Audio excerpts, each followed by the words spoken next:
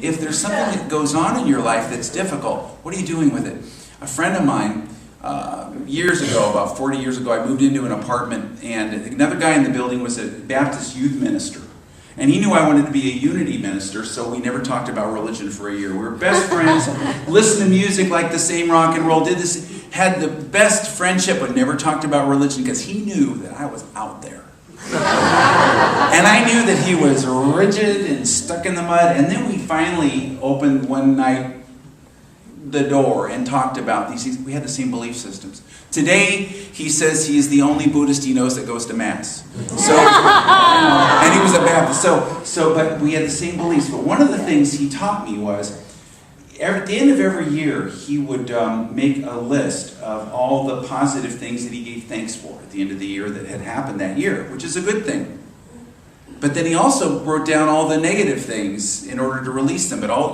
And he saved them. And after 10 years, this was a few years later, he shared with me that he found his stack from the many, many years of doing this and noticed something really striking. The things that he gave thanks for really didn't mean a whole lot to him, but the things that he didn't like actually had borne incredible fruit, had done positive things in his life that were unexpectedly good, that he had benefited from them in strange ways. Maybe he learned a lesson, maybe it deepened him, maybe it opened him up to compassion, and it turned the whole thing on its head.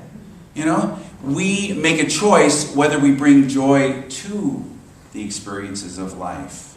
And often, well, let me read you a quote from Booker T. Washington. He said, "Your success will not be measured by the position you've achieved in your life, but by the obstacles that you've overcome in trying to achieve them." So it's that overcoming. The overcoming will bring you joy. You say, "But I don't want to overcome. I want to win the lottery." That's all good. It's all good. Together, it's all good. And you live your own life. Don't let your life live you. Meaning, let your life come from within you. Let it be the joy that you bring to the experiences of life. And then if something comes to your liking, that's great. And if it doesn't, well, that's okay too. In a visionary experience, John in Revelations had this experience of the Christ speaking. "Behold, I am making everything new. I am done. I am the Alpha, the Omega, the beginning, the end. And if you overcome, you will inherit all of this. And you will be my God, and I will be your son." So it's the overcoming.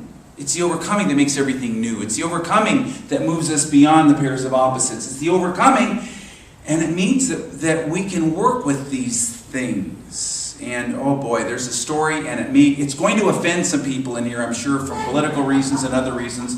Oh, goody. Welcome to unity. But it's about a guy.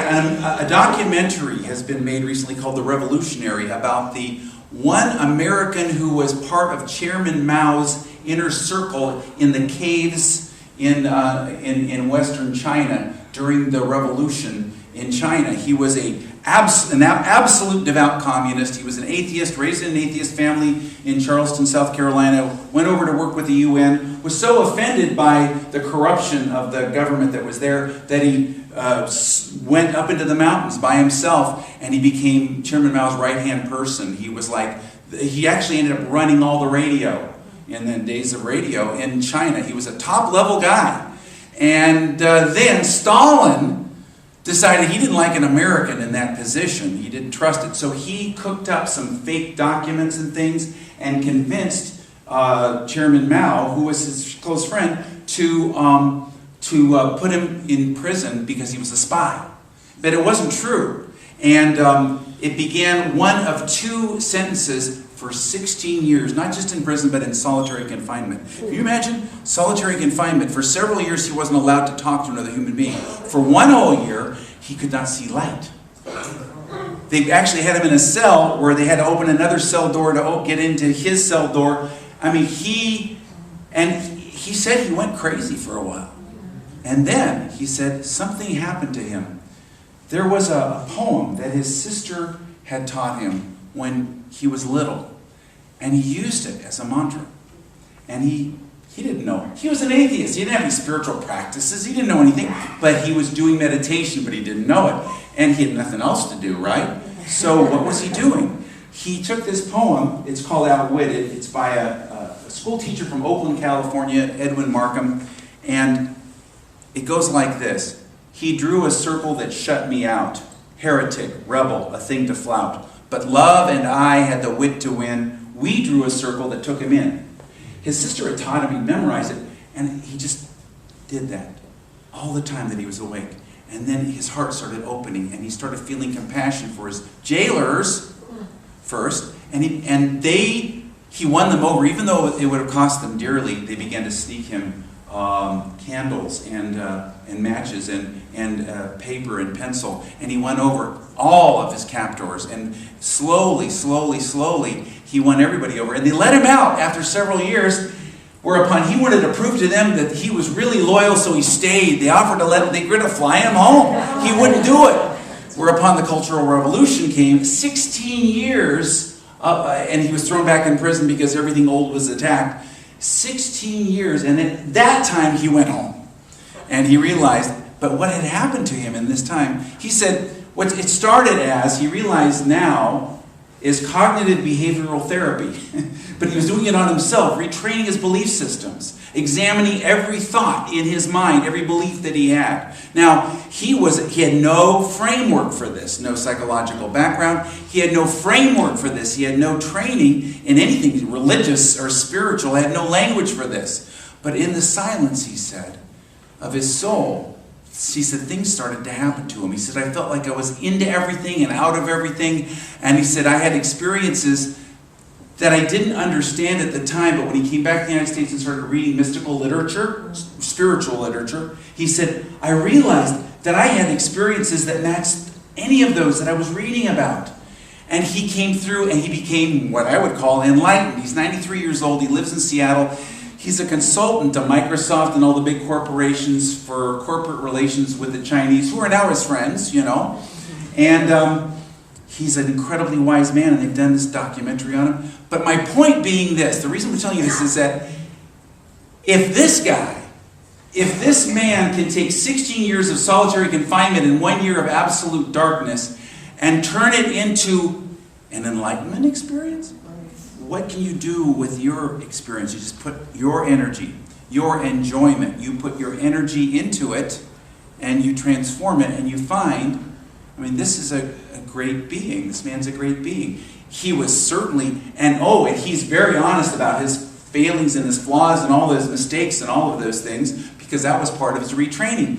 But he has a great compassion. In your life, how can you bring this to bear to create a 2016 that's not the fulfillment of all your wants and desires, winning the lottery, but is a fulfillment of your soul's desire to grow and to learn and to know, so that you bring your enjoyment to life, and then it bears great fruit.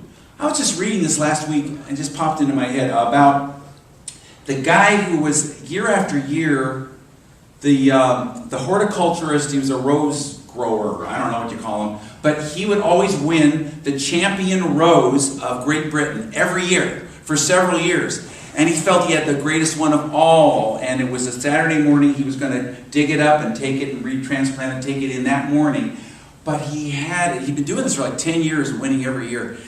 And he had a 3-year-old son, and he was playing in the garden behind him, and he went off to attend to something, came back, and his son said, "Look, Daddy, look what I brought you." And it was his prize, and it had been destroyed, and the kid trying to pull it up. And he just, okay, what do I do with this? Because this was his whole life.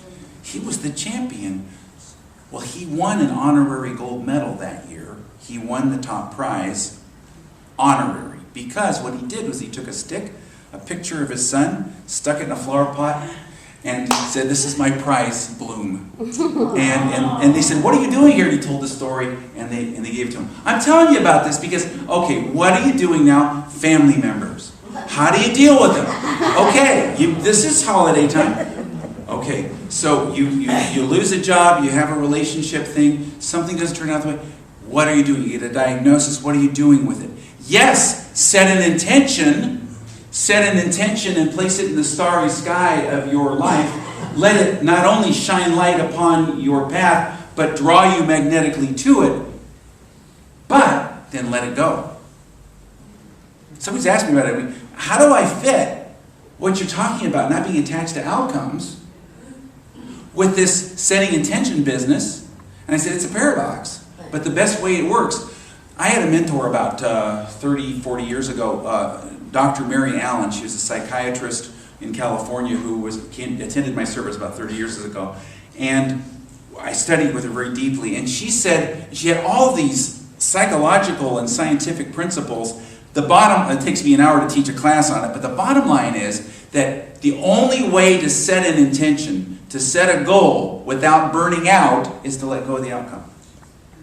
You set an intention, but if you don't let go of the outcome, you'll burn out in trying to achieve it. You got to let go of the outcome, and then it'll turn into whatever it needs to turn into. Maybe it'll be a stick with your son's picture on it, and that wasn't what he intended. So put it out there, put out the best you can, and then let go of the outcome and trust that is the exercise of faith. Remember what Martin Luther called faith. He said, faith is not knowing what is going to happen. Faith is placing a bet on God's unexpressed goodness. And the best way to place that bet on God's unexpressed goodness is to give thanks. Remember, we're in a 3-step process here, and we're in the last phase.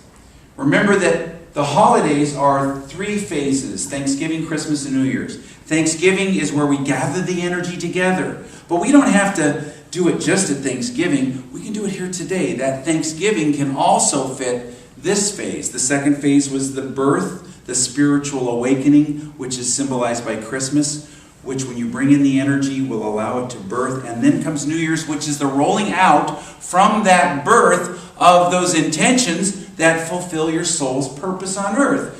But let's kind of step back now. Not everybody was in the room at Thanksgiving. What are you grateful for? Because that is your way of setting an intention. You don't have to know how to set goals. You don't have to be good at it. Just give thanks in advance. Richard Jafalo was the director of Silent Unity, and he once said that giving thanks before you receive your answer is faith.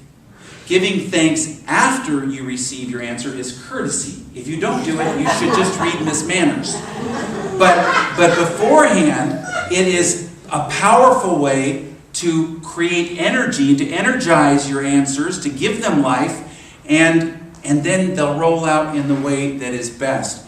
It's so wonderful when you're free from control over your answers. You're giving thanks for the highest good. One of the ways to do this is say, I give thanks, I lift this up to its highest possibility. Together? I lift this up to its highest possibility. So the highest possibility is whatever you had in mind plus. And the plus may be very different. And as I shared before, sometimes, as my friend found out, it's the things that you didn't expect would bless you or benefit you, bless you and benefit you the most. I remember once in the middle of a very tumultuous time, I just created a sign, this can only bless me. This can only bless me. And I put it right on my computer monitor. This can only bless me. Together? This can only bless me. And if you work with it, you'll find that you're going to grow, you're going to learn, you're going to change. Everything is going to move in an unexpected direction. But like Myrtle Fillmore found, you've got to put your energy out there. You've got to put your energy out there. Place a bet on the unexpected goodness of God. So where are you placing your bet? How many of you know about the t-shirt company Life is Good? Life is Good? You ever seen those? You know how they started? These 2 brothers, their parents were in a traffic accident, a really serious one, and their father had to go through long rehabilitation, and he had some serious behavioral issues that they had to deal with as a family. The way the mother dealt with it was that she took her 2 sons, and she would tell them every night at dinner time, tell me something good. Tell me something good. And they would come up with something good because their life really didn't seem too good. And they built on it, and they built on it, and they built on it. Out of it, they created a whole career. They created their whole lives. In 4th grade, our son's teacher, when we came here to Chicago to these great public schools that are here, our 4th grade teacher said to us, you know what I learned with my kids? when they came home and we had dinner together, I tell them, tell me 3 good things. Then they could complain about everything. Because the kids want to come home and tell you, Johnny did this to me, and my teacher was mean to me, and I had too much homework, and then this and that. And you know what? Give them the space to do it. Let them express. I'm not one of those, absolutists about it. But first, tell us 3 good things. So at first they go 1 and they start going, no, is that a good thing? Well, okay. Second one, third one, and then, but by that time, it's different. When they do express it, it's in a context of triumph and overcoming and positivity. And yes, they can talk about it, but they're not wallowing in it. They're not marinating in it. And so it's a powerful thing. So where in your life can you place a bet on the unexpressed goodness of God? Where in your life can you take that energy and put it out there? Where can you plant a star up in the sky of your consciousness of the spiritual substance of God, and then let it do 2 things. Let it shine upon your path, showing you the way, and then also magnetically pull you towards it. That's the other thing that it does. And that's kind of a follow-up on the candlelight service and all the light stuff. But we're going to do something Tuesday night. Lynn and I are going to do a class. She's going to teach the class. I'll lead the meditation at the end. And it's about the 7 steps. And I'm always talking about the 7 steps. It's a method that was taught to me by another mentor of mine, Jane Elizabeth Hart. And the 7 steps include not just releasing all the things that you want to forgive and let go of, but it includes the good times and the thank you gods, all the thank yous. And the reason why it's important is to generate and build the energy that is so beneficial, out of which you're going to create that new something. And it's a powerful thing. So what we're going to do here is close the talk part of the talk with the meditation, in which we're going to take this energy and just feel yourself, just close your eyes, and feel yourself placing the intention of your being in the starry sky of your consciousness, of your beingness. Just place that up there. What is your intention? Is it to open your heart a little wider? Myrtle Fillmore didn't set physical intentions, although they're good. She was setting intentions in the kingdom of heaven, which is that spiritual realm. And so what are your spiritual intentions? Place them in this starry sky.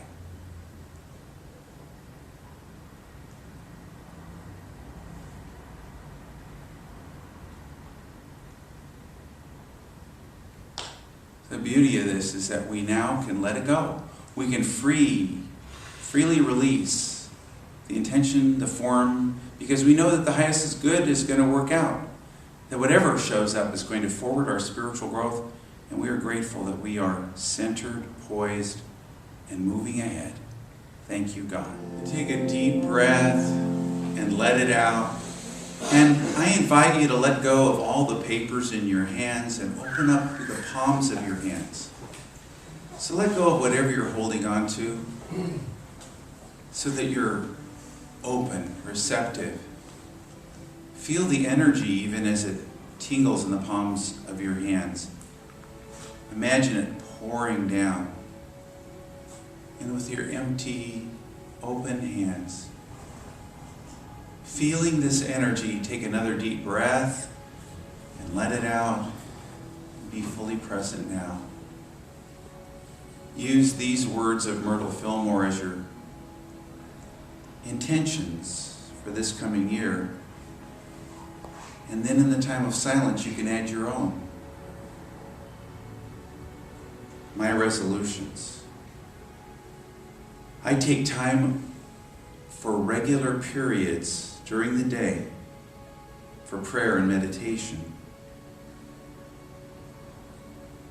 I see only God and good in others.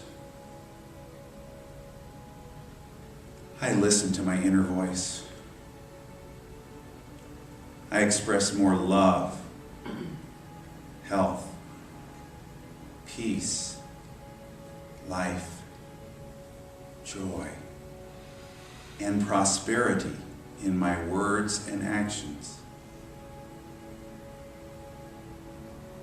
I I am grateful for all of my many blessings. I have the courage to do what I know is right, rather than being swayed by what others say. I practice the principle of tithing. I have absolute faith that God is sustaining me.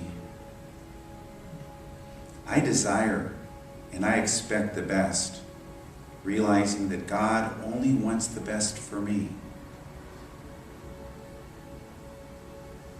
I am loving, kind, and helpful to anyone who really needs me. I live for the present. I forgive the past. I know that with God all things are possible. I use and carry through on the good ideas given to me by God. I dissolve all fears into the nothingness from which they appeared. I let go and I let God. I have the most satisfying year of my life in 2016. And I give thanks for all things. And now know that as you place each intention during this silence time into the starry sky of your consciousness, you're setting into motion a direction, a magnetic pull that is drawing you to this good. So silently in your own words, either restate the ones you've heard or silently create your own in this time.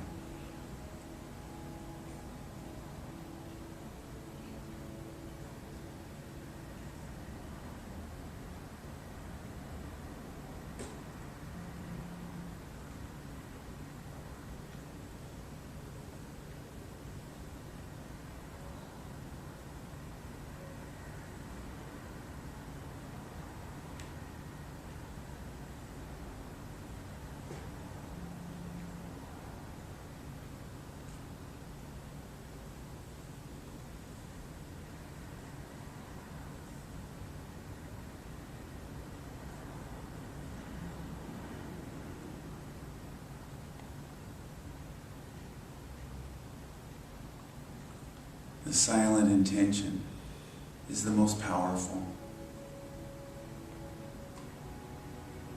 I have set these intentions. They not only shine upon my path, guiding my way, but they pull me magnetically toward themselves.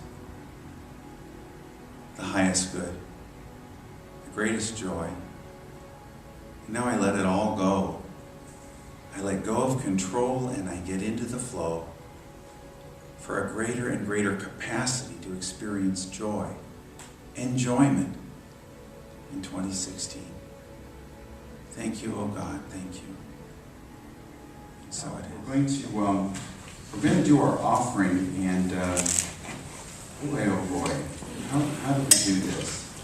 I give with an open heart and I receive abundantly. Together. I give with an open heart and I receive abundantly. And silently. And again aloud together.